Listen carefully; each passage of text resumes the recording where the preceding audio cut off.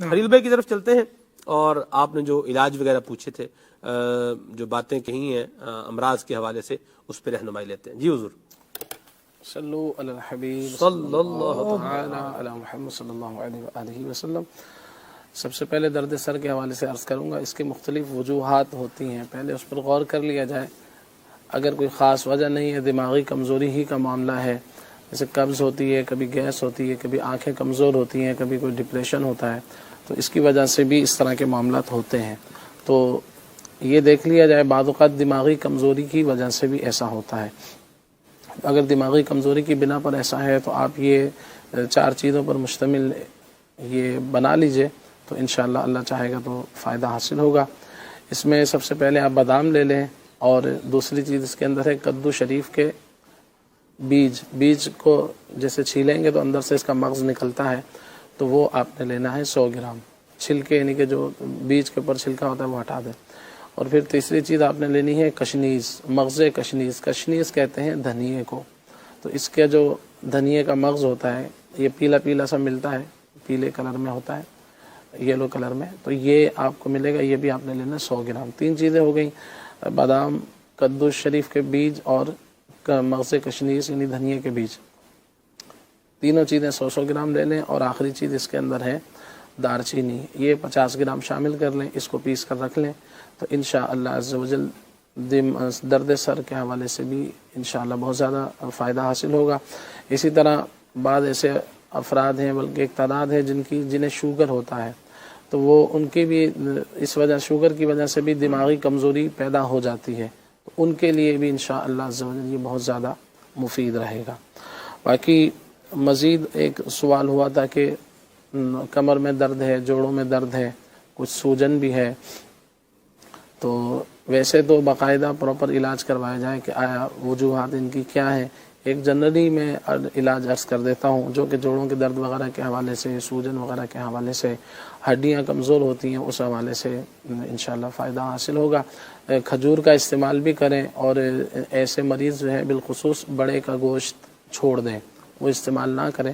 آپ کچھ چیزیں پیس کر رکھ لیں، اس کو استعمال کریں. نمبر 1 اسگن ناگوری، اور دوسری چیز ہے سرنجان شیری، اور تیسری چیز اس کے اندر آپ شامل کر لیں ستاور، اور چوتھی چیز اس کے اندر شامل کرنی ہے آپ نے مکو کے بیج ہوتے ہیں، چھوٹے چھوٹے دانے ہوتے ہیں، یہ لینے ہیں. اور پھر مزید آپ نے لینا ہے 5ویں چیز سونٹ بھی بول دیتے ہیں اس کو، خشک ادرک کو. اور 6ٹھی چیز آپ نے لینی ہے دار چینی. تو سونٹ اور دار چینی یہ 25 گرام. باقی جو چیزیں ہیں 4 چیزیں میں نے عرض کی، ازگن ناگوری، ستاور، سرنجان شیری اور مکو کے جو دانے ہوتے ہیں، یہ آپ نے لینے ہیں 50 گرام. تو ان سب چیزوں کو بالکل باریک پیس لیں اور صبح شام استعمال کریں. انشاءاللہ عز و جل آپ کو اس حوالے سے کافی فائدہ ہوگا. جوڑوں وغیرہ کے درد کے حوالے سے اللہ نے چاہا تو انشاءاللہ فائدہ حاصل ہوگا. مزید جو ہے وہ خارش کے حوالے سے سوال ہوا، تو اس کے لیے بھی بڑے کا گوشت، انڈا، مچھلی، اس سے پرہیز کرنا چاہیے. چہرے پر دانے وغیرہ جو ہو جاتے ہیں، تو آسان سا علاج یہ ہے کہ چھوٹی ہڑ ہوتی ہے جو کالے رنگ کی ہوتی ہے، یہ آپ لے لیں 5 دانے. اور اس کے علاوہ گل منڈی، یہ تقریباً 10 دانے 1 گلاس پانی میں رات کو بھگو دیں، صبح چھان کر پی لیں.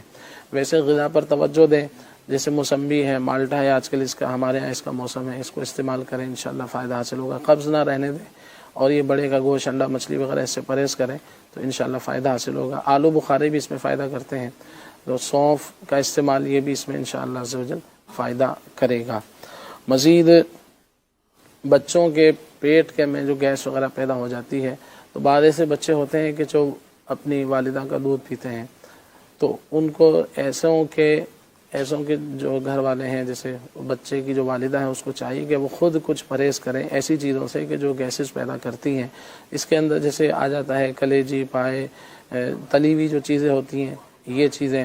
اسی طرح سے سفید چنے اور ماش کی دال، چنے کی دال، گوبھی، بینگن، آلو، اروی، اس طرح کی چیزیں جو ہے یہ کم سے کم کھائیں، کہ یہ چیزیں جو ہے وہ گیس پیدا کرتی ہیں. پھر یہی پرابلم جو ہے وہ بچے کو بھی ہو جاتی ہے، تو وہ بھی پرہیز کریں. اور بچوں کو آپ نے دینا ہے تو ارکے چہار، یہ بہت مشہور ہے، چو ارکا بھی کہا جاتا ہے پنجاب میں سے، تو یہ لے لیں. یہ گھر میں لا کے رکھ لیں. جب بھی کبھی بچے کے پیٹ میں درد ہو, گیس وغیرہ پیدا ہو جائے, بڑا ہو بچہ ہو, سب اس کو لے سکتے ہیں. تو اس کے بچے کے لیے 1 چمچ گرم کر کے اس کو دے دیں تو انشاءاللہ فائدہ حاصل ہوگا. کوئی چیز نہیں ہے موجود اس طرح کی تو پھر آپ خود بنانا چاہیں تو آپ خود بنا سکتے ہیں. ایک وہ میں چیز عرض کر دیتا ہوں. 1 چمچ آپ نے سونف لینی ہے, تقریباً 20 پتے آپ نے پودینے کے لینے ہیں. 2 چیزیں ہو گئی ہیں. اور 3 گرام تقریباً دار چینی لے لیں, اور اجوائن جو ہے یہ آدھی چمچ, اجوائن آدھی چمچ, سونف 1 چمچ, اور دار چینی 3 گرام, اور 20 پتے پودینے کے, تازے کے ہوں یا خشک ہوں دونوں چل جائیں گے.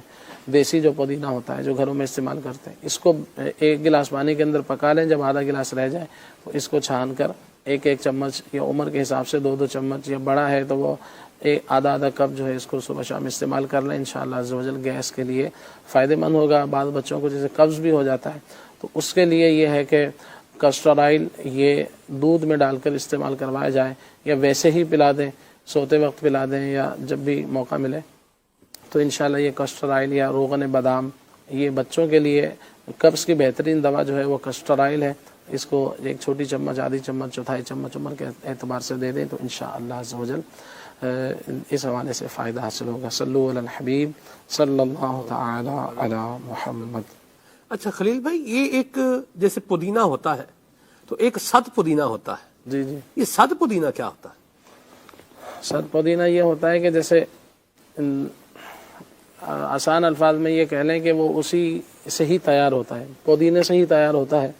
مگر یہ ہوتا ہے کہ جیسے ابھی میں نے عرض کی تھی کہ جیسے 20 پتے پودینے کے ڈالنے آپ نے, ٹھیک ہے, تو پھر وہ آپ اس کا 20 پتے پودینے کے ڈالنے, تو یا مثال 50 گرام پودینہ آپ نے ڈالنا ہے, خشک اگر لیتے ہیں تو وہ 50 گرام لے لیں, یا آپ 1 گرام لے لیں. اچھا, 1 گرام 2 گرام جیسے لے لیں. سد نکلتا کیسے؟ یہ اس کا پورا پروسیس ہوتا ہے, بنتا ہے باقاعدہ.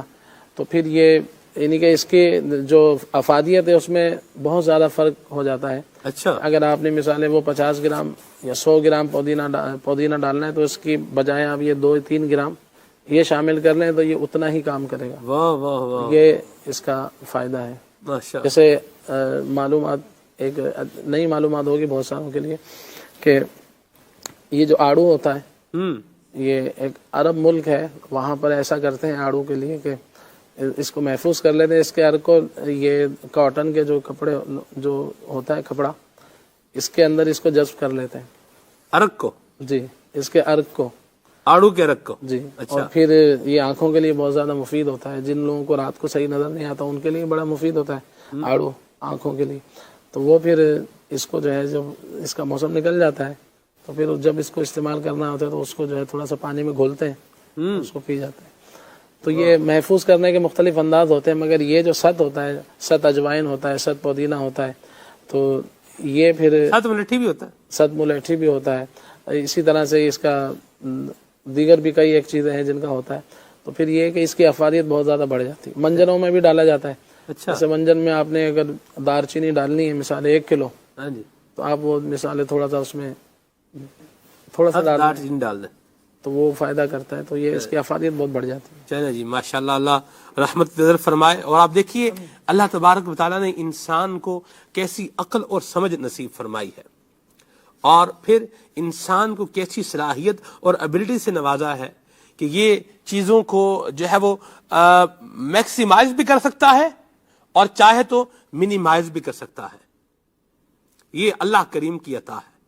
تو جس رب نے ایسی صلاحیت عطا فرمائی ہے وہ ہی رب اس بات کا مستحق ہے کہ صرف اس ہی کی عبادت کی جائے, اس کو وحدہ لا شریک جو ہے وہ تسلیم کیا جائے, اور اس کی بارگاہ میں اپنے سر نیاز کو خم کر لیا جائے. اللہ کریم ہمیں ایمان اور اسلام پر ثابت قدمی نصیب فرمائے, اور جس دولت سے محروم ہے انہیں چاہیے کہ وہ یہ دولت اپنی زندگی میں شامل کر کے اللہ تبارک و تعالیٰ کی شکر گزاری والا معاملہ اختیار کر کے برکتیں اور مزید رحمتیں حاصل کریں. حضرت